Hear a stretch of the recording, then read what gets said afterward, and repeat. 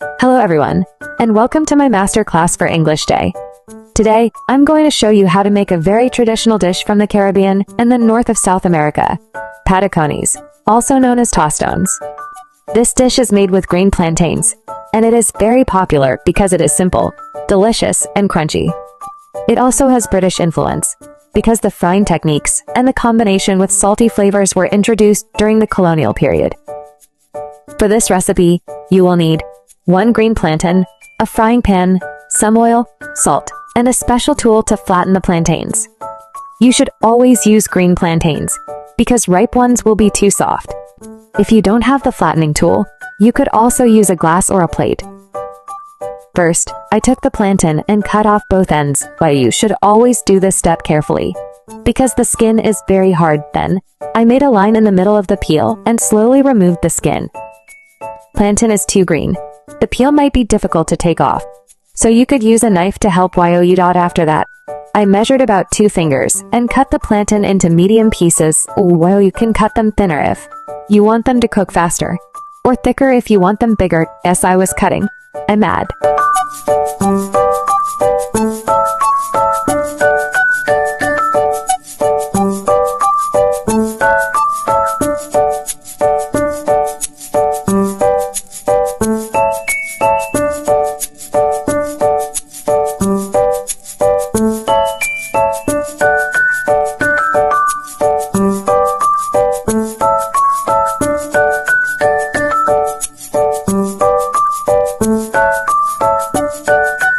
Then, I put some oil in a frying pan.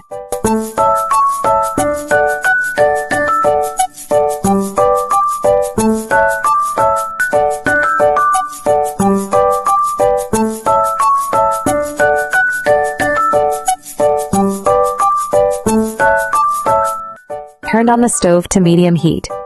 You should never use high heat, because the plantains could burn on the outside while staying raw inside. I waited for the oil to get hot, and then carefully placed the plantain pieces into the pan, one by one.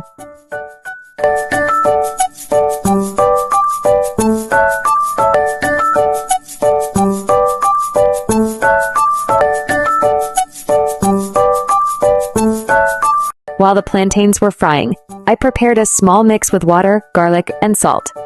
You could also add a little bit of cilantro or onion if you want a stronger flavor. Some people might even add lime juice, but I decided to keep it simple. When the plantains turned golden, I carefully took them out of the pan and placed them on a plate. Then, I started flattening them one by one with a special tool. If you don't have this tool, you can press them with a glass or even with a plate.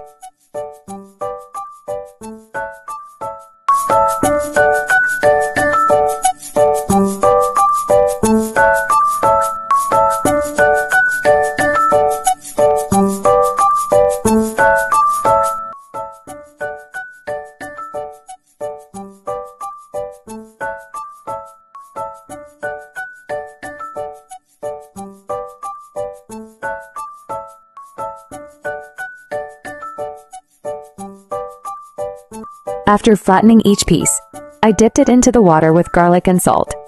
This step is very important, because it gives the patacones more taste. If you skip it, the patacones will be plain, and they won't have that delicious Caribbean flavor.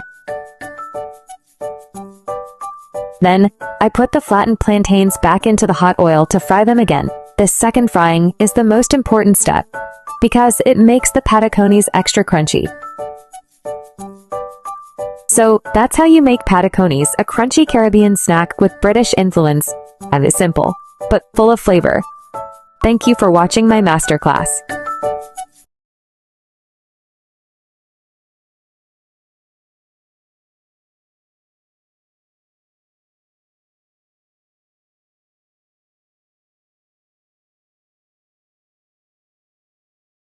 Patacones, also known in some regions as tostones, are much more than just a simple side dish. They represent a culinary tradition that has been passed down from generation to generation, and that carries, in every bite, the cultural history of the peoples of Latin America.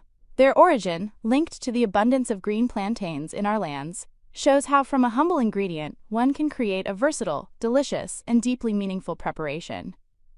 Talking about patacones is talking about family, about gatherings and reunions, where flavor brings people together. In many homes, frying patacones is synonymous with sharing. Someone peels the plantain, another person cuts it into slices, someone else flattens it, and finally, it is fried so that everyone can enjoy. That very process reflects unity, collaboration, and above all, tradition. It is not only about eating, but about living an experience that connects the ordinary with the special. Furthermore, patacones demonstrate the richness of our gastronomy. Crunchy on the outside, soft on the inside, and able to pair with countless accompaniments. From a simple touch of salt to sauces, guacamole, hogao, meats, cheeses, or seafood. Each region adapts the patacon in its own way, but all preserve the same essence, being a generous base that elevates any flavor it accompanies. This reflects the creativity of our kitchens, the ability to transform a modest ingredient into a dish that is now appreciated internationally. On a deeper level, patacones also symbolize resilience and adaptability. The green plantain, which by itself might seem tough and unattractive to eat, becomes, through the technique of frying and flattening, an irresistible delicacy. This process is a metaphor for life itself. With patience, effort, and creativity, something ordinary can turn into something extraordinary. Another important aspect is that patacones teach us about cultural diversity. In countries like Colombia, Venezuela, Ecuador, the Dominican Republic, and Puerto Rico, each has its own way of preparing and naming them. However, despite the differences, there is always one thing in common. Everyone values them as an essential part of their table. This reminds us that even though there are many different ways of doing things, there will always be something that unites us.